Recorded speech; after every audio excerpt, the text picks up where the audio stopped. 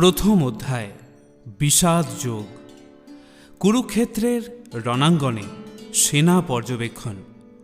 রণাঙ্গনে প্রতীক্ষমান সেনাবাহিনীর মুখোমুখি হয়ে মহাযোদ্ধা অর্জুন উভয় পক্ষের সৈন্য সজ্জার মধ্যে সমবেত তার অতি নিকট অন্তরঙ্গ আত্মীয়, পরিজন, আচার্যবর্গ এবং বন্ধুবান্ধবদের সকলকে যুদ্ধে প্রস্তুত হতে এবং জীবন বিসর্জনে উন্মুখ হয়ে থাকতে দেখেন। শোকে ও দুঃখে কাতর হয়ে অর্জুন শক্তিহীন হয়ে পড়লেন। তার মন মহাচ্ছন্ন হল এবং তিনি যুদ্ধ করার সংকল্প পরিত্যাগ করলেন। ধৃতরাষ্ট্র উবাচ ধর্মক্ষেত্রে কুরুক্ষেত্রে সমবেতা যুজুৎসবঃ মামুকা পাণ্ডবাশ্চৈব কিম কুর্বত সঞ্জয়। ধৃতরাষ্ট্র জিজ্ঞাসা করলেন, হে সঞ্জয়, ধর্মক্ষেত্রে যুদ্ধ করার মানুষের সমবেত হয়ে আমার পুত্র এবং পাণ্ডুর পুত্রেরা তারপর কি করল? সঞ্জয় উবাচ দৃष्ट्वा तु पाण्डवानीकं व्यूঢ়ं दूर्यधनस्तदा आचार्यमुपसंगम्य রাজা বচনম ব্রবীত। সঞ্জয় বললেন, হে রাজন, পাণ্ডবদের সৈন্যসজ্জা দর্শন করে রাজা দুর্যোধন দ্রোণাচার্যের কাছে গিয়ে বললেন, পশ্যৈতাং পাণ্ডুপুত্রানাম আচার্য মহতীম চমুম ব্यूঢ়ম দ্রুপদপুত্রেণ তব শিষ্যেন ধীমতা। হে আচার্য, পাণ্ডবদের মহান সৈন্যবল দর্শন করুন, যা আপনার অত্যন্ত বুদ্ধিমান শিষ্য দ্রুপদের পুত্র অত্যন্ত দক্ষতার সঙ্গে বুহের আকারে রচনা করেছেন। অত্র শূরা মহেশ্বাসা ভীমার্জুনা সমাযুধি যুযুধানো বিরাটশ্চ দ্রুপদশ্চ মহারথা ধৃষ্টকেতুশ্চকিতান কাশীরাজশ্চ বীর্যবান পুরুজিত কুন্তিভোজশ্চ শৈবশ্চ নরপঙ্গবা युधामनुश्च विक्रांत उत्तमौजाश्च वीर्यवान सौभद्रो द्रौपदेयाश्च सर्व एव মহারথা। সেই সমস্ত সেনাদের মধ্যে অনেকে ভীম ও অর্জুনের মতো বীর ধনুর্ধারী রয়েছেন এবং যুযুধান, বিরাট ও দ্রুপদের মতো মহাযোদ্ধা রয়েছেন। সেখানে ধৃষ্টকেতু, চেকিতান, কাশীরাজ, পুরুজিত, কুন্তিভোজ ও শৈবের মতো অত্যন্ত বলবান যোদ্ধারাও রয়েছেন। সেখানে রয়েছেন অত্যন্ত বলবান যুধামন্যু, প্রবল পরাক্রমশালী উত্তমৌজা, সুভদ্রার পুত্র এবং দ্রৌপদীর পুত্রগণ। এই সমস্ত যোদ্ধারাই সকলে এক একজন মহারথী। अस्माकन्तु विशिष्टाजे तान्निबोध द्विजोत्तमा नायका मम सैन्यस्य संगार्थं तान् ब्रवीमिते। হে দ্বিজোত্তম, আমাদের পক্ষে যে সমস্ত বিশিষ্ট সেনাপতি সামরিক শক্তি পরিচালনার জন্য রয়েছেন, আপনার অবগতির জন্য আমি তাদের সম্বন্ধে বলছি। ভবান ভীষ্মশ্চ কর্ণশ্চ কৃপশ্চ সমিতিঞ্জয় অশ্বত্থামা বিকর্ণশ্চ সৌমদত্তিস্তথৈব চ। সেখানে রয়েছেন আপনার মতোই ব্যক্তিত্বশালী ভীষ্ম, কর্ণ, কৃপা, অশ্বত্থামা, বিকর্ণ ও সোমদত্তের পুত্র ভরিশ্রবা, যারা সর্বদাই সংগ্রামে বিজয়ী হয়ে থাকেন। অন্যে চ বহবঃ শূরা মদর্থে ত্যক্ত্বা জীবিতা নানা শস্ত্র প্রহরণা সর্বে যুদ্ধ বিশারদা। এছাড়া আরও বহু সেনানায়ক রয়েছেন যারা আমার জন্য তাদের জীবন ত্যাগ করতে প্রস্তুত। তারা সকলেই নানান প্রকার অস্ত্রশস্ত্রে সজ্জিত এবং তারা সকলেই সামরিক বিজ্ঞানে বিশারদ। অপর্যাপ্তম তদস্মাকম বলম ভীষ্মাভিরক্ষিতম পর্যাপ্তম তিদমে তেষাম বলম ভীমাভিরক্ষিতম অয়োনেষু চ সর্বেষু যথা ভাগম বস্থিতা ভীষ্মমেবাভিরক্ষন্তু ভবন্তু সর্ব এব হি। আমাদের সৈন্যবল অপরিমিত এবং আমরা পিতামহ ভীষ্মের দ্বারা পূর্ণরূপে সুরক্ষিত, কিন্তু ভীমের দ্বারা সতর্কভাবে সুরক্ষিত পাণ্ডবদের শক্তি সীমিত। এখন আপনারা সেনাব্যূহের প্রবেশপথে নিজ নিজ গুরুত্বপূর্ণ স্থানে স্থিত হয়ে পিতামহ ভীষ্মকে সর্বতোভাবে সাহায্য প্রদান করুন। তস্য সঞ্জনয়ন হর্ষম কুরু বৃদ্ধ পিতামহ সিংহনাদম বিনদচ্চৈ শঙ্খম দধ্নৌ প্রতাপবান। তখন কুরুবংশের বৃদ্ধ পিতামহ ভীষ্ম দুর্যোধনের হর্ষ উৎপাদনের জন্য সিংহের গর্জনের মতো অতি উচ্চ নাদে তার শঙ্খ বাজালেন। ততঃ শঙ্খাশ্চ ভৈর্যশ্চ পনবানখ গোমুখা সহ শৈবাভ্য হন্নন্তু সশব্দস্তু মূলভবৎ। তারপর শঙ্খ, ভেরি, পনবানক, ঢাক ও গোমুখ সিংহাসমূহ হঠাৎ একত্রে ধ্বনিত হয়ে এক তুমুল শব্দের সৃষ্টি হল। ততঃ শ্বেতৈর্হয়ৈরুক্তে মহতি সন্দনে স্থিতৌ মাধব পাণ্ডবশ্চৈব দিব্যৌ শঙ্খ প্রদত্নতু। অন্যদিকে শ্বেত অশ্বযুক্ত এক দিব্য রথে স্থিত শ্রীকৃষ্ণ এবং অর্জুন উভয়ই তাদের দিব্য শঙ্খ বাজালেন। পাঞ্চজন্যম হৃষিকেশ দেবদত্তম ধনঞ্জয়ো পৌণ্ড্রম দধ্নৌ মহাশঙ্খম ভীমকর্মা বৃকোদর। তখন শ্রীকৃষ্ণ পাঞ্চজন্য নামক তার শঙ্খ বাজালেন, অর্জুন বাজালেন তার দেবদত্ত নামক শঙ্খ, এবং বিপুল ভোজনপ্রিয় ও ভীমকর্মা ভীমসেন বাজালেন পৌণ্ড্র নামক তার ভয়ঙ্কর শঙ্খ। অনন্ত বিজয়ম রাজা কুন্তিপুত্র যুধিষ্ঠির নকুলঃ সহ দেবশ্চ সুঘোষ মণিপুষ্পকৌ কাশ্যশ্চ পরমেশাস্য শিখণ্ডী চ মহারথ ধৃষ্টদ্যুম্নো বিরাটশ্চ সাত্ত্বকীশ্চাপরাজিতঃ দ্রুপদো দ্রৌপদেয়াশ্চ সর্বশো পৃথিবীপতে সৌভদ্রশ্চ মহাবাহু শঙ্খং দধ্নৌ পৃথক পৃথক। কুন্তিপুত্র মহারাজ যুধিষ্ঠির অনন্ত বিজয় নামক শঙ্খ বাজালেন এবং নকুল ও সহদেব বাজালেন সুঘোষ ও মণিপুষ্পক নামক শঙ্খ। হে মহারাজ, তখন মহান ধনুর্ধর কাশীরাজ, প্রবল যোদ্ধা শিখণ্ডী, ধৃষ্টদ্যুম্ন, বিরাট, অপরাজিত সাত্ত্বকী, দ্রুপদ, দ্রৌপদীর পুত্রগণ, সুভদ্রার মহাবলবান পুত্র এবং অন্য সকলে তাদের নিজ নিজ পৃথক শঙ্খ বাজালেন। সঘোষ ধার্তরাষ্ট্রাণাম হৃদয়ানি বেদারয়োত নভশ্চ পৃথিবীম চৈব তুমুলভ্য অনুনাদয়ন। শঙ্খ নিনাদের সেই প্রচণ্ড শব্দ আকাশ ও পৃথিবীকে প্রতিধ্বনিত করে ধৃতরাষ্ট্রের পুত্রদের হৃদয় যেন বিদারিত করতে লাগল। অথ ব্যবস্থিতান দৃष्ट्वा ধার্তরাষ্ট্রান কপিধ্বজ প্রবৃত্তে শস্ত্র সম্পাতে ধনুরদ্যম্য পাণ্ডব ঋষিকেশম তদা বাক্যম ইদমাহ মহীপতে। সেই সময় পাণ্ডুপুত্র অর্জুন হনুমান চিহ্নিত পতাকা শোভিত রথে অধিষ্ঠিত হয়ে তার ধনুক তুলে নিয়ে স্বর নিক্ষেপ করতে প্রস্তুত হলেন। হে মহারাজ, ধৃতরাষ্ট্রের পুত্রদের সমর সজ্জায় বিন্যস্ত দেখে অর্জুন তখন শ্রীকৃষ্ণকে এই কথাগুলি বললেন। অর্জুন উবাচ সেনয়োর উভয়োর মধ্যে রথম স্থাপয়মেচ্যুত যাবৎ এতান নিরীক্ষেহম যদ্ধু কামানवस्थितान কৈর্ময়া সহ যদ্যব্যম अस्मिन् রণসমুদ্যমে। অর্জুন বললেন, হে অচ্যুত, তুমি উভয় পক্ষের সৈন্যদের মাঝখানে আমার রথ স্থাপন করো, যাতে আমি দেখতে পারি যুদ্ধ করার অভিলাষী হয়ে কারা এখানে এসেছে এবং এই মহাসংগ্রামে আমাকে কাদের সঙ্গে যুদ্ধ করতে হবে। यत्स मानान अवेक्षेहम ज एतेत्र समागता धार्तराष्ट्रस्य दुर्बुद्धे युद्धे प्रिय चिकीर्षव।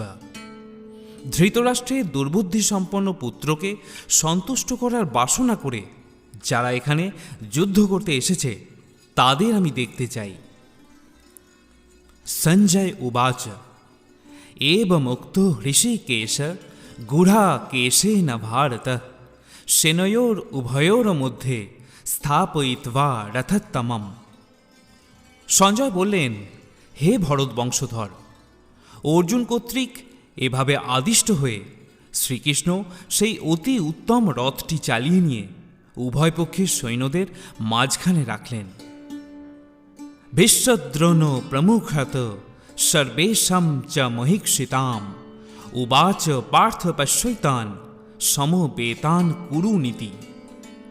ভীষ্ম, দ্রোণ প্রমুখ পৃথিবীর অন্য সমস্ত নৃপতিদের সামনে ভগবান ঋষিকেশ বললেন, হে পার্থ, এখানে সমবেত সমস্ত কৌরবদের দেখো।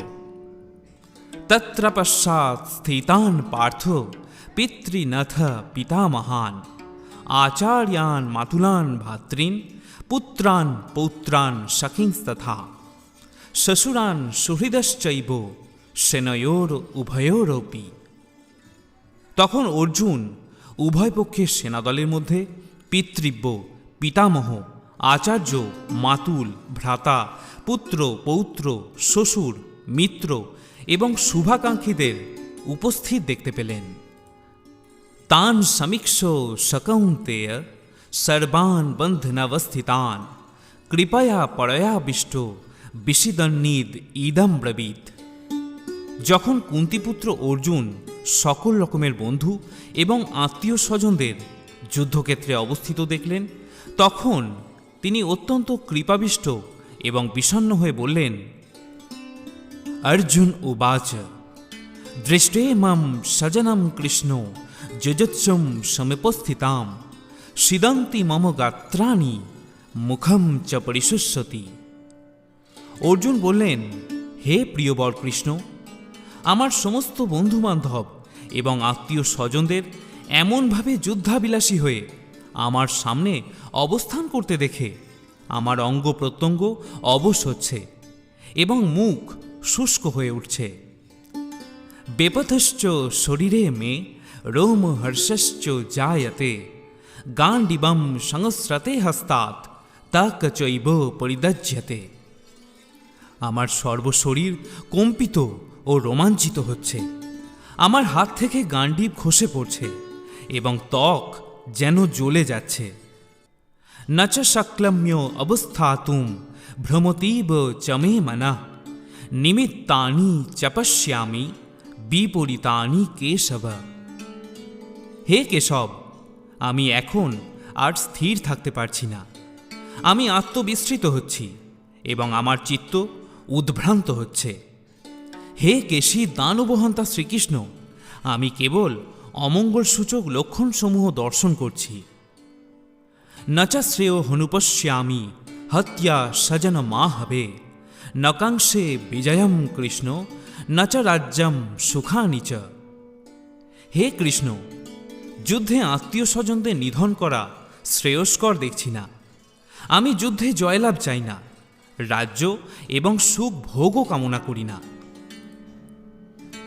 কিম নো রাজ্যে ন গোবিন্দ কিম ভোগৈর জীবিতে ন বা ये समर्थे कांक्षितं नो राज्यं भोगं सुखानि च त एमह अवस्थिता युद्धे प्राणां त्यक्त्वा धनानि च आचार्यः पितरः पुत्रा तथैव च पितामहा मातुलाः श्वशुराः पौत्रा शलाः सम्बन्धिनस्तथा एतान् न हन्तुम् इच्छामि घतोऽपि मधुसूदन। ओऽपि त्रैलोक्यो राजस्व हेतु किम नु मोहिकृते निहत्तो धार्तो राष्ट्रान्न का প্রীতি স্যাথ জনার্দন। হে গোবিন্দ, আমাদের রাজ্যে কি প্রয়োজন, আর সুখভোগ বা জীবন ধারণেই বা কি প্রয়োজন, যখন দেখছি যাদের জন্য রাজ্য ও ভোগ সুখের কামনা তারা সকলেই এই রণক্ষেত্রে আজ উপস্থিত।